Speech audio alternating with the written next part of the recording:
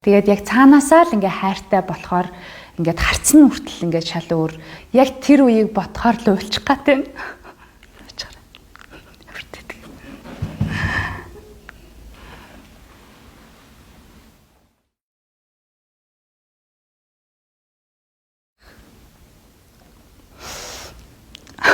Йоо, ямар тэнэг юм бэ? За.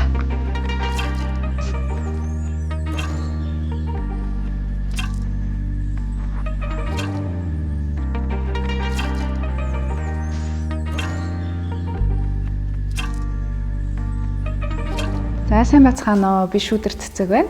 Miss Asia USA 2021 оны тэмцээнд оролцсон. Тэгээд олон улсын тэмцээн байгаа. Манай тэмцээн LA, Лос Анжелес хотод болсон Америк нэгдсэн улсын. Тэгээд тэрүүн байр хийсэн болсон байгаа. Тэгээд яг 33 жилийн түүхэнд анх удаага яг Монгол хүн шалгарч байгаа юм байлээ. Тэгээд тэр нь бас айгүй гоё бэлгшээлтэй маш гоё бахархмаар үйл явдал болсон. Би нэг юм руу тууштай ингээд зүтгэх юм бол тэрийг миний авчид санаа амардаг тийм мухай чим шиг, сайхан чим шиг тийм зантай. Тэгээд ямар ч байсан миний амьдралд маш том одоо туршлага, маш том одоо шийдвэр байгаад тэгээд энэнийхээ ард маш амжилттайгаар гарсандаа айгүй их баяртай байгаа.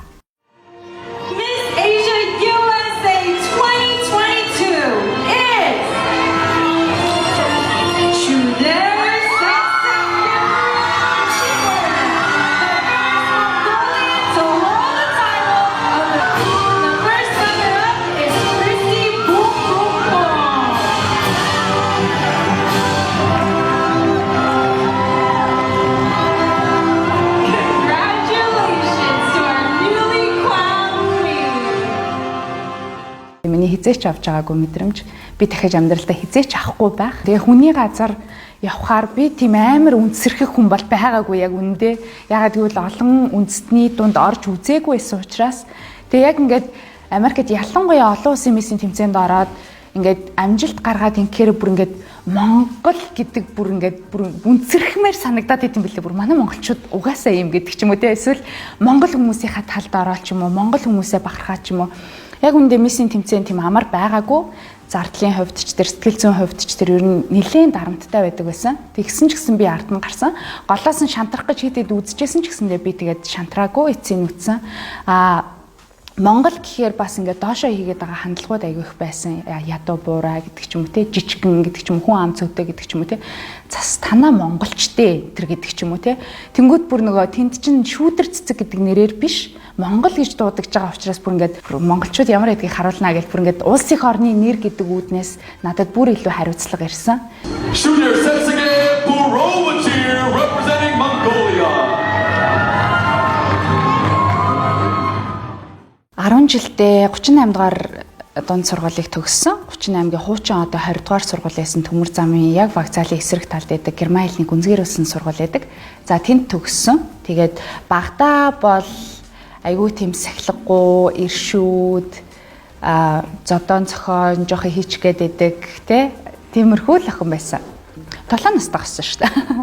7 настайдаа би хүүхдийн ордны бүжгийн дугууланд эсэж орсон. Яг тэр үеэс эхэлж яг урлагийн чиглэлээр одоо бүжигчин бас урлагийн нэг салбар учраас тэнд яг хамт олон яг баг ажиллагаа тий ямар байдیں۔ Тэгээд 7 настайгаас эхэлж мөнгө олж эхэлсэн одоо тоглолтуудын ард бүжиглээл тий дуучдын ард бүжгэлдэг. Эсвэл шинэ жилээр халтур хийнэ гэж ярьдаг тий. Халтур хийгээл өвөөгийн ард цасаа охин болж бүжиглээл. Тэгэл цасаа охиныг бол 16 7 нас хүртэл хийсэн шүү. 7 настайгаас хойш. Ер нь бол би айгүй олон сургуульд сурч ирсэн. Тэгэл Солонгос руу ч гэсэн бас би урлагийн сургуулийн тэтгэлэг аваа явж ирсэн. Гэхдээ харамсалтай нь тэгээд таараагүй. Солонгос улс нөгөө цаг агаар нь надад таарахгүйгээс болоод би яг ингээд нутагтаа ирж ирсэн. Өвдөж одоо цаг агаар идэх уух юм нь таарахгүй тий ус нь таарахгүй ингээл тий тийм болохоор би яг сургуульдаа төгсөж чадаагүй ирсэн. Уул нь урлагийн сургууль бас явж байсан. Тэгээд ирээд Суйс сураад тэгээд Суйсыг 4 жил яг судлаач кино судлаач мэргэжлэр төгссөн. Тэгээд төгснөхийн дараа яг жүжигчнэрээ ажиллаж байгаад ер нь сургууль байдаг багтаа ч гэсэн кинонд тоглоо явдаг байсан. Тэгээд Америк руу явсандаа мастер ер нь л хамгаалахаар тэгээд яг л эндээс явахдаа юу гэж яг хэлж өөртөө амлаж эргэн тойрныхаа хүмүүст хэлж явж байсан. Яг л одоо тэр замналынхаа дагуу яг тэр юмныхаа ард гарцсан тэгээ явж байгаа. Тэгээ тэрэндээ айгүй их баярлж байгаа бас. Анх Америк явахдаа ер нь боловсрлоо дээшлүүлэхийн тулд явсан. Өөрийгөө айгүй голсон ер нь бол ингээл энэ Монголда байгаа л яг тэр хэмжээнд байх галсан. Тэгээд би өөрийгөө илүү өндөр түвшинд, илүү агсан түвшинд хөгжүүлмээр байсан. Би англиар ярьж чадахгүй байгаадаа айгүй ичсэн. Тэгээд үеийн залуучууд маань хөгжөөд яваад байгаад өөрөөсөө айгүй ичсэн тий. Тэгээд ер нь бол боловсрлоо дээшлүүлэхийн тулд гэхдээ Америк нэгдсэн улсад боловсрал дээшлүүлэх тийм ч амар биш. Маш хэцүү байдаг гэдгийг би одоо өөрөө 2 жил гаран тэнд байгаа хүнийхээ хувьд яг ингээ би сэтгэлээрээ мэдрээд явж байгаа. Эхний 6 сар амар хэцүү байсан. Тэгэл би бараг орой олгоо уйлдаг. Тэгэл ганцаараа юм ороод тэгэл гадаагаараа л алхаал уйлал хэл мэдэхгүй байгаадаа өөрийгөө илэрхийлж чадахгүй байгаадаа юу ч мэдэхгүй байгаадаа ингээл нөгөө амар бачуураад идэм билээ. Өөрийгөө ойлгуулж чадахгүй, хүнийг ойлгож чадахгүй ингээд хүний царай алдаа гар харах гээд байгаа юм шигтэй ингээд хичнээн тэнд ингээ гэрийнхэн маань байсан ч гэсэн хажууд нь би нулимсаа харуулахгүй гэл гэрийнхэн маань бас бодчихгүй дээ. Юм бодчихгүй дээ гэл. Гэтэл яг л бид нар чинь тэгэл өөрөө өөрсний хувийн амьдралдаа хүмүүс шүү дээ тий. Тэгэл тэр хэсэг бол айгүй хэцүү байсан. Тэгэл би энд яг яах гэж бодож байгаа. Зүгээр л Монголд надад амархан амьдрал байж дээ зүгээр Монгол руугаа буцъя л да тий. Маргааш л билет аваад явъя л гэсэн үг ерөөсөө яг тийм гол зориг юм умарцсан. Тэгээд мэдхгүй одоо ингээ эргээ бодоход шал тэнийг юм дааж тэгдэг байсан гэд яг боддtiin. Гэтэ тухайн үед бол үнэхээр хэцүү байдаг байсан. Ажиллах ирэхгүй учраас би одоо ингээд амар их юм ярьж чаддгүй байхгүй юу. Гэтэ Америкт би маш олон ажил хийж үзсэн. 2 жилийн хугацаанд би 8-9 ажил хийж үзсэн. Одоо бид нар чинь одоо хууль бусаар л ажиллаж байгаа л гэсэн үг л дээ тий. Гэхдээ ер нь л ажил хийж үзсэн. Ажлын амтыг мэдэрнэ, Америкийн зовлон мэднэ. Яг хүмүүс нөгөө зөвхөн тэр хүмүүс өөрсдөө л зовоод идэм шиг зүгээр миний бодлоор харах үнцэг гэж боддог байхгүй амьдралыг харах үнцэг ягаад чи тэнд байгаа юм те юуны төлөө хиний төлөө юм те хин хөдөлмөрлөх хэвээр юм тэгэнгүүт би ер нь төдийгөөс өдий хүртэл яг өөрийнхөө ингэж чадлаар чадвараар те өөрийнхөө юм гүргэр зангаараа ингэж ер нь өөрийгөө авч явж байгаа болохоор тэрэндээ би амар юм бахархалтай байдаг бүр ингэж яах юм надад ямар ч нууга хаагаад ах юм алга тий гаргаад ирэлтэй хүмүүс яриад идэм бол те. Гэтэл үнэхээр тийм байдг болохоор ингээд би яг ингээ өөрөөрөө жаргаж чаддаг байх гэж боддог байхгүй юу. Тэгээд мэдээж нэг ажил хийгээл уйлал гудамжаар гарч ирээл уйлал алхажсэн түүхүү зөндөө байгаа шүү дээ. Би тэр болгоно хүмүүст ярихгүй шүү дээ. Тэглээгээд яах юм те. Миний амьдрал өөрчлөгдөхгүй, таны амьдрал өөрчлөгдөхгүй яа гэвэл бид нар яг туцтай өөр өөрсдийн гэсэн амьдралтай тэгэл нүүр тулаад явж байгаа.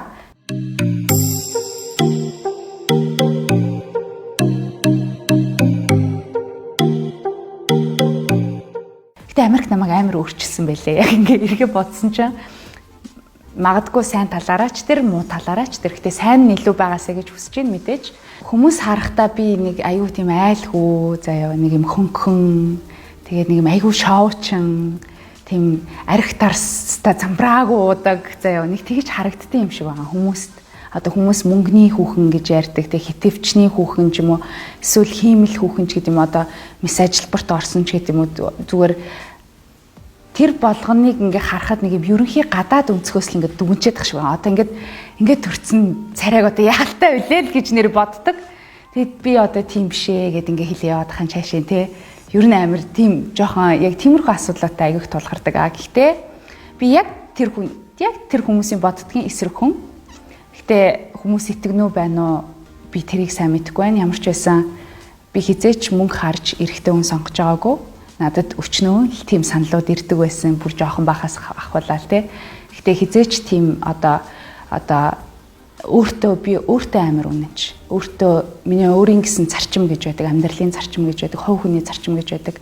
Тэр болгоноо дагаж мөрдөж би яг тэр жанжин шугамн дээр явж л байгаа бол би хаана байх нь хамаагүй гэхдээ би зөв зам дээр явж ийн гэж боддог.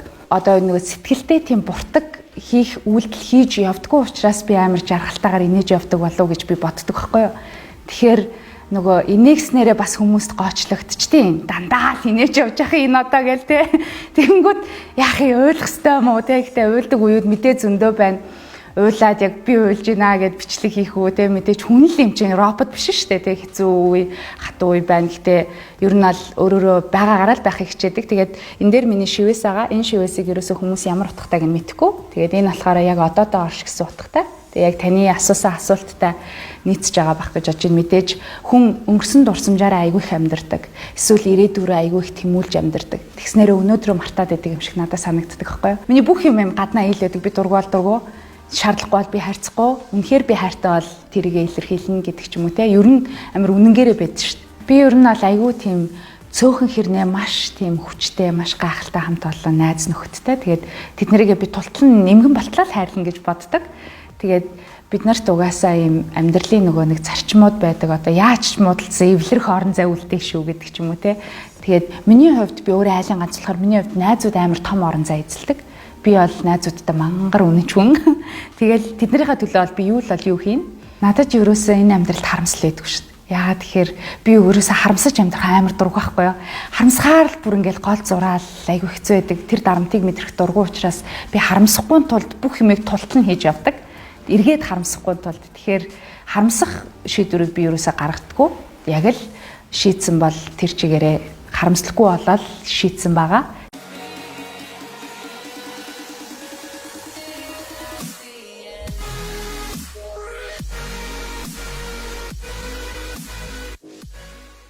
За би яг одоогийн байдлаар болохоор luxury brand management дээр сурж байгаа.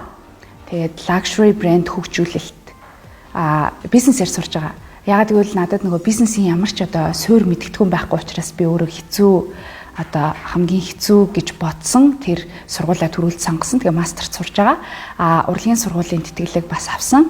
Би найруулагч, кино зохиолч мэргэжлэр сурна гэсэн төлөвлөгөөтэй байгаа. Давхар мэдээж жүжигчний анги авна. Гэхдээ найруулагч, кино зохиолчор төгснө гэсэн үг. Би ч уулна урлагийн сургуулийнхаа тэтгэлэгтэй, бизнесийнхаа тэтгэлэгтэй хоёулангийн зэрэг сураалцтай алдаг юм бодсон. Тэгсэн чинь тэгдгүн байлээ. Яг бодит амьдрал дээр хичээл ихсэн чинь бүр толгоо хүнд их завгүй болоод бүр амар хэцүү байсан. Тэгээ хүний хэл дээр, хүний нутагт мастер гэдэг бол угаасаа тоглоом биш байдсан байлээ. Тийм болохоор би жоохон шат дараалтайгаар ингэж явж байгаа.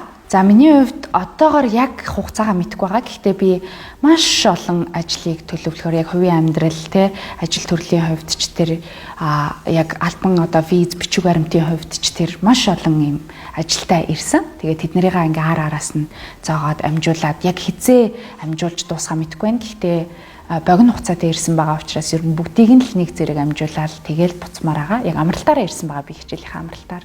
Гэхдээ ер нь бол амьдрал чинь амар тааварлшгүй штэ.